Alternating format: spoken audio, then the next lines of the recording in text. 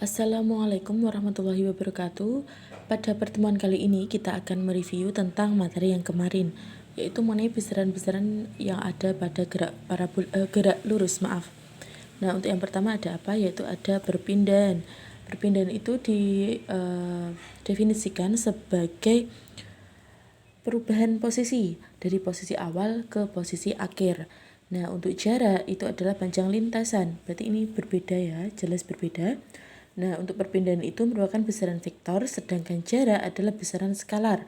Ingat, besaran vektor adalah besaran yang mempunyai arah dan nilai, sedangkan besaran skalar hanya mempunyai nilai saja.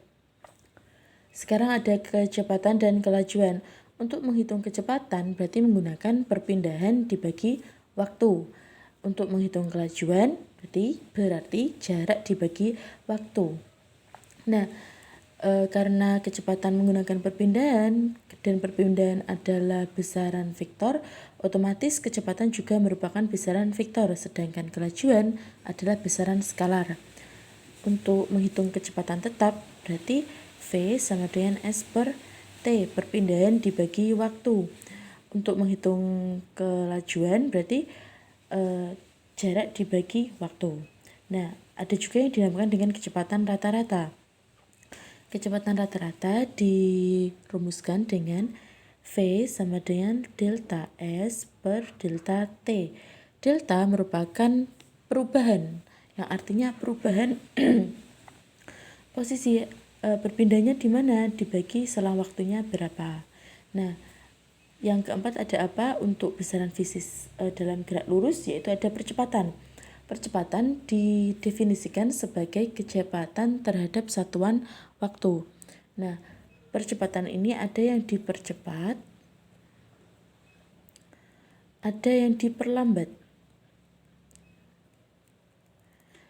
Contoh dari percepatan yang dipercepat, misalkan kamu mengendarai sebuah mobil, kemudian kecepatanmu berubah, misalkan kecepatan awalmu 10 meter per sekon.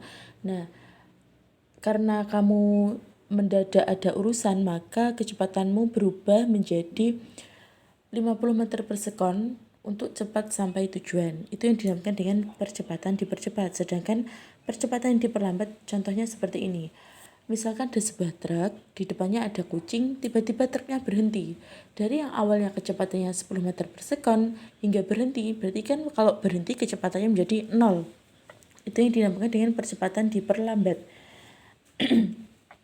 Untuk menghitung percepatan rata-rata, karena rumus percepatan awal itu sama dengan A sama dengan V per T, berarti untuk menghitung percepatan rata-rata sama dengan delta V per delta T.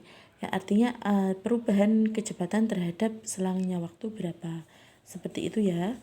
Semoga materi kali ini bisa dimengerti. Sekarang akan kita latihan soal. Baiklah, saya di sini mempunyai 4 soal. Untuk soal yang pertama, dilihat dulu. Sebuah benda bergerak lurus sepanjang 20 meter ke arah kanan dalam waktu 3 detik. Kemudian gerakannya membalik ke arah kiri sepanjang 10 meter selama 2 detik. Tentukanlah kecepatan rata-rata yang B laju rata-rata. Ingat, kecepatan dan laju itu mempunyai perbedaan. Nah, untuk yang pertama, apa saja yang diketahui?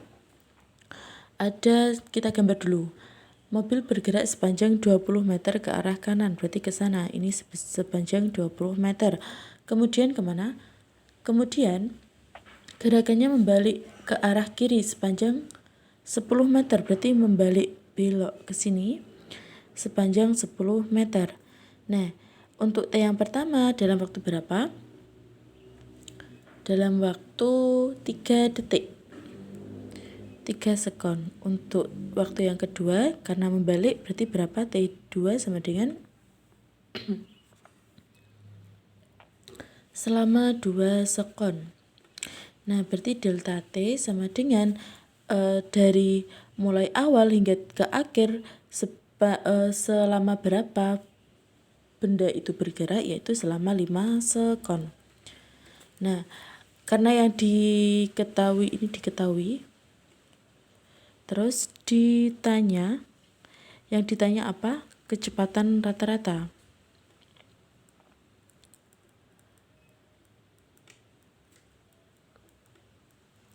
Yang B, kelajuan rata-rata. Nah, untuk kecepatan rata-rata, karena kita disuruh mencari kecepatan, berarti untuk mencari kecepatan menggunakan perpindahan. Nah, kalian harus terlebih dahulu mengetahui perpindahannya. Perpindahan tadi dirumuskan dengan perubahan posisi. Posisi awalnya di sini hingga posisi akhirnya di sini. Dia berpindah sebesar berapa meter? Berarti kan kalau ke kanan kita lambangkan dengan positif, kalau ke kiri kita lambangkan dengan negatif, sama saja dengan perpindahannya 20 dikurangi 10, yaitu sebesar 10 meter. Sedangkan jaraknya adalah panjang lintasan. Panjang lintasan dari sini hingga ke sini berapa? Yaitu 20 ditambah 10 sama dengan 30 meter. Untuk menghitung kecepatan rata-rata berarti V sama dengan delta S per delta T. Delta S-nya berapa? Yaitu 10 per 5. Sama dengan 2 meter per sekon untuk kecepatan rata-rata. Sedangkan untuk kelajuan berarti menggunakan jarak kelajuan sama dengan delta S per delta T. Ini bukan besaran vektor ya, jadi tidak usah dikasih panah. Sama dengan 30 per 5. Kelajuannya sama dengan 6 meter per sekon. Ini terjadi perbedaan antara kelajuan dan kecepatan. Nah, untuk yang nomor 2, silahkan kalian mencoba mengerjakan. Sedangkan untuk yang nomor 3 akan kita bahas bersama. Nah, nomor 3 itu diketahui apa? Sebuah balok dilepaskan dari keadaan diam pada sebuah bidang miring. Dalam waktu 5 sekon, kecepatan balok menjadi 4 meter per sekon. Tentukan percepatan rata-rata yang dialami oleh balok. Nah, diketahui apa?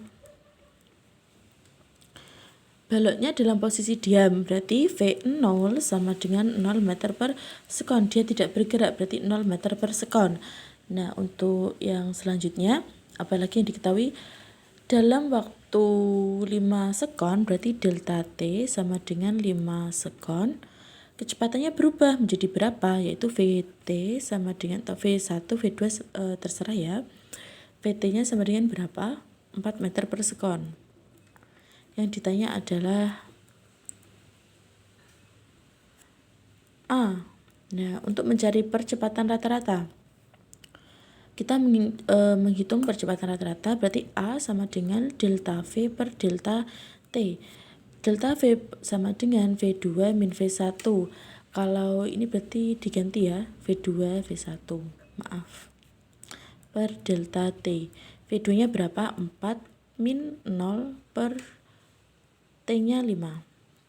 Berarti sama dengan 4 per 5. 4 per 5 itu berapa? 0,8 meter per sekon kuadrat. Nah, karena ini positif berarti dia percepatan dipercepat. Nanti kalau dia negatif berarti percepatan diperlambat. Baiklah, untuk yang nomor 4 sekarang kalian coba buat latihan. Sekian, terima kasih untuk pertemuan kali ini. Semoga apa yang saya sampaikan bisa diterima dan bermanfaat. Wassalamualaikum warahmatullahi wabarakatuh.